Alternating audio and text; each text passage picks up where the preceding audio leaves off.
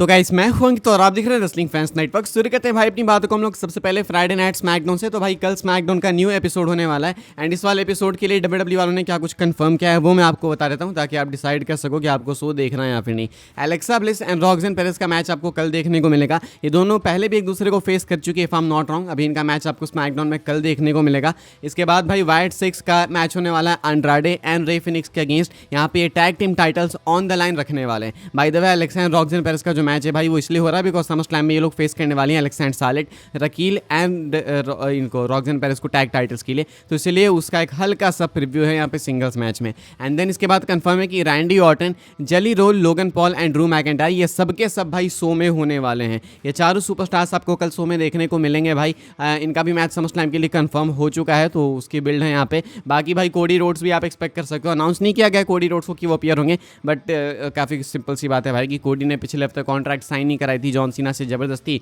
John Cena इस हफ्ते present नहीं होने वाले हैं तो कोडी रोड्स को प्रेजेंट होना होगा, बिल्ड करनी होगी। एंड एनीवेज कोडी समर स्लैम के बाद शायद से गायब होने वाले हैं तो समर स्लैम से पहले कोडी किसी भी एपिसोड को आई डोंट थिंक मिस करने वाले हैं। तो फ्राइडे नाइट स्मैकडाउन के लिए भाई यही कुछ अनाउंस्ड है।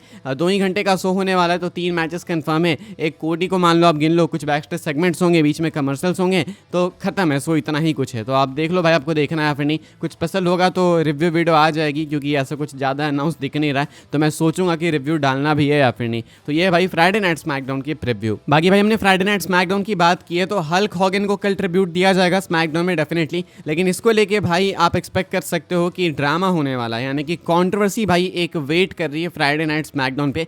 क्या है आपको थोड़ा समझना होगा, मैं आपको बहुत अच्छे से समझा दूंगा ताकि आप सिचुएशन को समझ जाओ, ताकि कल के स्मैकडाउन में हल्क हॉगन वाले ट्रिब्यूट को आप ध्यान से देख सको। अब देखो शो स्टार्ट होगा तो हल्क हॉगन के लिए डब्ल्यूडब्ल्यूई वाले एक वीडियो पैकेज एयर करेंगे, हल्क हॉगन को ट्रिब्यूट देंगे बिकॉज हल्क हॉगन रेसलिंग के फर्स्ट सुपरस्टार थे। तो वो सब होगा जितने अच्छे से लोग कर सकते हैं। 10 बेल सल्यूट भी होने वाला है मोस्ट लाइकली जब रेसलर्स आएंगे भाई रैंप पे, मतलब एंट्रेंस पे। एंड वो सारे के सारे भाई हल्क हॉगन के लिए 2 मिनट का मौन रखेंगे या फिर जो भी इनका 10 बेल सल्यूट होता है वो होगा। हालांकि ये कंफर्म नहीं है, डब्ल्यूडब्ल्यूई ने अनाउंस वगैरह नहीं करा है, नहीं करेंगे डब्ल्यूडब्ल्यूई वाले ऐसा भाई तो काफ़ी क्वेश्चंस उठेंगे क्योंकि भाई हल्क हॉगन के लिए करना बनता है। इससे पहले भी इन्होंने काफ़ी सारे मेन सुपरस्टार्स के लिए किया है तो हल्क हॉगन तो सबसे मेन है तो इसलिए हल्क हॉगन के लिए इनको करना ही होगा। अब इसमें क्या कॉन्ट्रोवर्सी है देखो, हल्क हॉगन के ट्रिब्यूट में जब लोग खड़े होंगे, जब सुपरस्टार्स खड़े होंगे तो लोग जो है नोटिस करने वाले हैं कि कौन सा सुपरस्टार किस तरीके से रिएक्ट कर रहा है। एंड ये पॉजिटिव नेगेटिव दोनों बोल लो, मतलब ब्लैक जो सुपरस्टार्स हैं उन पे भी नज़रें होंगी, जो वाइट सुपरस्टार्स हैं उन पे भी नज़रें होगी। वाइट पे नज़रें होंगी कि ये बहुत ज़्यादा सैड है या कहीं ये रो रही है या फिर रो रहा है, ऐसा है क्या। उधर ब्लैक वालों पर नज़रें होंगी भाई कि ये ब्लैक है, कहीं ये मतलब इमोशनलेस तो नहीं है, कहीं ऐसा तो नहीं कि खुशी मना रहा है, कहीं इसके चेहरे पर वो भाव तो नहीं है कि इसको कोई फ़र्क नहीं पड़ता है। ये इतनी छोटी, हाँ ये मोहल्ले की आंटी वाली चीज़ लोग देखने वाले हैं कल। एंड कल इसी का डर है कि कल के स्मैकडाउन के बाद कंट्रोवर्सी होगी। अगर तुमको बिल्कुल कोई आइडिया नहीं है भाई कि रेसिस्ट रिमार्क्स इन्होंने पास क्या किए तो मैं आपको बता देता हूँ। कुछ 10 साल पहले, कल इनकी डेथ हुई ना 24 तारीख को, 10 साल पहले 24 जुलाई को ही 2015 में इनकी रिकॉर्डिंग्स वगैरह लीक हो गई थी जहाँ पे वो एन वर्ड वगैरह बोल रहा था। एंड एन वर्ड बोलना नहीं अलाउड है वाइट्स को, आप नहीं बोल सकते। अपने इंडिया में तो बोल लेते हैं हम लोग, हमारे यहाँ तो चलता, हमारे यहाँ कुछ होगा नहीं, लेकिन अमेरिका में आप नहीं बोल सकते, वहाँ पे रूल्स हैं, रेगुलेशन है। एंड अगर रूल रेगुलेशन नहीं है भाई तो ब्लैक्स खुद ही उस चीज़ को हैंडल कर लेते हैं खुद। एक तो भाई इन्होंने ऐसा भी कुछ बोल दिया था, शायद इनके बेटे ने, हल्क हॉगन के बेटे ने किसी का एक्सीडेंट कर दिया था किसी ब्लैक का, ऐसे शायद ऐसा कुछ हुआ था, नॉट श्योर। उसके बाद हल्क हॉगन को चिंता उस लड़के की नहीं थी जिसका एक्सीडेंट हुआ था, हल्क हॉगन को चिंता थी कि अब बुरे कर्म इनको मिल गए तो अब अगले जन्म में इन बुरे कर्मों को भोगने के लिए इनको ब्लैक फैमिली में जन्म लेना होगा। तो अगर सही है ये बातें तो एक्चुअली में भाई हल्क हॉगन के थॉट्स कुछ बहुत ज़्यादा अजीब से थे, लेकिन स्टिल मैं इसको ऐसा नहीं बोल सकता कि इसका मतलब है कि आप डिसरिस्पेक्ट ही कर दो डेथ के बाद। आप क्या सोचते हैं लिख के बताना, लेकिन डेफिनेटली देखना होगा कि ब्लैक सुपरस्टार्स किस तरीके से हल्क हॉगन के डेथ पे भाई उनको ट्रिब्यूट पे करते हैं एंड किस तरीके से वाइट्स रिएक्ट करते हैं। तो कल का दिन कंट्रोवर्सी से भरा होने वाला है, कुछ होगा तो मैं आपको डेफिनेटली बताऊंगा।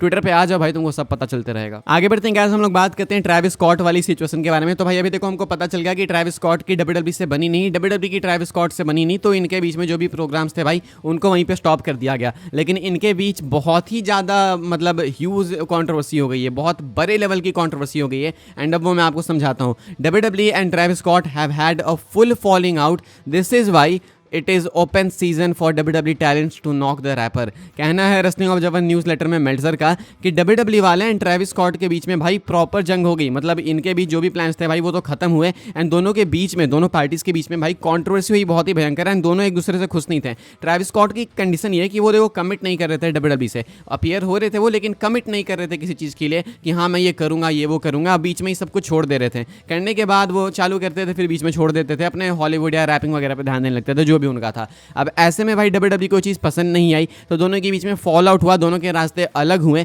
एंड इवन कहा जा रहा है कि DLC पैक जो आने वाला था 2K25 का, जिसमें होने वाले थे ट्रेविस स्कॉट, उसमें से भी इनको रिमूव किया गया इसी कारण से। तो भाई तुम सोच रहे हो कि कितना गुस्सा होगा WWE के अंदर ट्रेविस स्कॉट को लेके। मेरा क्वेश्चन भाई WWE वालों से है कि जब आपको पता ही नहीं था कि ट्रेविस स्कॉट कितना कमिट करेंगे कितना नहीं, तो फिर क्या सोच के आपने भाई रेसलमेनिया के मेन इवेंट में ट्रेविस स्कॉट को डाला? क्यों है आखिर ऐसा किया? या तो आपके पास पता होता कि चलो प्लान से हो जाएगा सब, तब तो ठीक है, लेकिन जब आपको पता नहीं था कि ट्रेविस स्कॉट कितना कमिट करेगा कितना नहीं, तो फिर आपने भाई ये किया ही क्यों? एंड एट दिस पॉइंट भाई WWE ट्रेविस स्कॉट के बीच में लगता नहीं कि कुछ भी सॉल्व होने वाला है। कंडीशन खराब है भाई ट्रेविस स्कॉट वगैरह के लिए एंड WWE के पार्टनरशिप के लिए। आगे बढ़ते हैं गाइस, हम लोग बात करते हैं स्टेफनी वेकर के बारे में भाई। तो स्टेफनी वेकर को लेके एक मेजर न्यूज़ है, एक मेजर गुड न्यूज़ है। कल रसलवुड्स रेडियो की तरफ से अपडेट आई कि WWE has significant plans for Stephanie Vaquer heading into the latter half of 2025। Marketing and creative services have already presented her several character upgrades including refinements to her overall presentation. Her signature haunts will remain as it is. कहना है भाई रसलवुड्स radio का, रसलवुड्स radio में कहना है कि WWE के पास भाई काफ़ी सारे प्लान्स है स्टेफनी वेकर के लिए। अभी आने वाले टाइम में 2025 का जो टाइम होने वाला है भाई, उसमें स्टेफनी वेकर के लिए काफ़ी प्लान्स है, एंड WWE वाले भाई इनको अच्छे तरीके से प्रेजेंट करेंगे, चाहे मार्केटिंग POV से देखो या फिर तुम इनके अटायर के हिसाब से देखो या फिर तुम ओवरऑल प्रेजेंटेशन की बात करो। कहना है कि इनके जो हॉर्न्स है वो इनके साथ ही रहेंगे, यानी कि WWE वाले प्रेजेंटेशन वगैरह भी देख रहे हैं, क्योंकि अभी आने वाले टाइम में 2025 के एंड तक इनको बहुत अच्छे से स्टेफनी वेकर को प्रेजेंट करना है। तो ये है भाई कुछ स्टेफनी वेकर को लेके अपडेट। आगे बढ़ते हैं गाइस, हम लोग बात करते हैं ब्रॉक लेसनर के बारे में। WWE वाले भाई काफ़ी अग्रेसिवली ब्रॉक लेसनर को मेंशन किए जा रहे हैं समरस्लैम से पहले, बैक टू बैक लेसनर को मेंशन किया जा रहा है। अभी WWE वालों ने भाई रॉक एंड ब्रॉक लेसनर की वीडियो अपलोड की है, उसके बाद WWE वालों ने भाई अभी John Cena and Roman Reigns के समरस्लैम मैच का डायरेक्टर कट पोस्ट किया, उसमें भी इन्होंने ब्रॉक लेसनर को इंक्लूड किया। मतलब करने की नीड थी नहीं, लेकिन स्टिल उसमें इन्होंने इंक्लूड किया। एंड आप में से काफ़ी सारे लोगों ने भाई इंस्टाग्राम पे चीज़ भेजी मुझे, काफ़ी सारों ने भेज दी, तो मैं सबको साउट आउट इस बार नहीं दे पाऊंगा, तो एज ए ग्रुप मैं आप सबको साउट आउट देना चाहूँगा। एंड लेसनर को इतना अग्रेसिवली WWE का मेंशन करना समरस्लैम से पहले हिंट काफ़ी कुछ करता है, एंड WWE को कुछ क्रेजी करना भी है समरस्लैम में। So there is a hope, लेकिन चांसेस नहीं है। मैं अभी क्या बोलूँ, होप और चांसेस में काफ़ी अंतर है। होप है कि हम आशा करते हैं, हम होप करते हैं कि लेसनर वापस आए, लेकिन चांसेस लगते नहीं है कि लेसनर वापस आएंगे। वेल लेट्स सी क्या होता है भाई। कभी कदार होता है कि भाई दवा की जगह दुआएं काम कर जाती हैं, तो यहाँ पर हमें दवा की नीड ही नहीं है, सिर्फ दुआएं ही चाहिए, तो सिर्फ दुआएं ही मांगो कि लेसनर वापस आ जाए। बाकी बस इतना ही था इस वाली वीडियो के लिए भाई। ये सारी अपडेट्स थी एंड आई होप आपको इन्फॉर्मेशन मिली हो तो वीडियो को लाइक कीजिएगा भाई, शेयर कीजिएगा, सब्सक्राइब कीजिएगा चैनल को, ताकि आने वाले टाइम के अंदर आपको और भी सही WWE की न्यूज़ अपडेट सबसे पहले देखने को जानने को मिलते रहे। फॉलो कर सकते हैं भाई आप लोग मुझे इंस्टाग्राम एंड ट्विटर पर, लिंक आपको मिल जाएगी डिस्क्रिप्शन में। ज्वाइन कर सकते हैं व्हाट्सएप चैनल को, उसके भी लिंक आपको मिलेगी डिस्क्रिप्शन में। मिलूंगा मैं आपसे अगली वीडियो में जल्दी ही, तब तक के लिए goodbye, thanks for watching.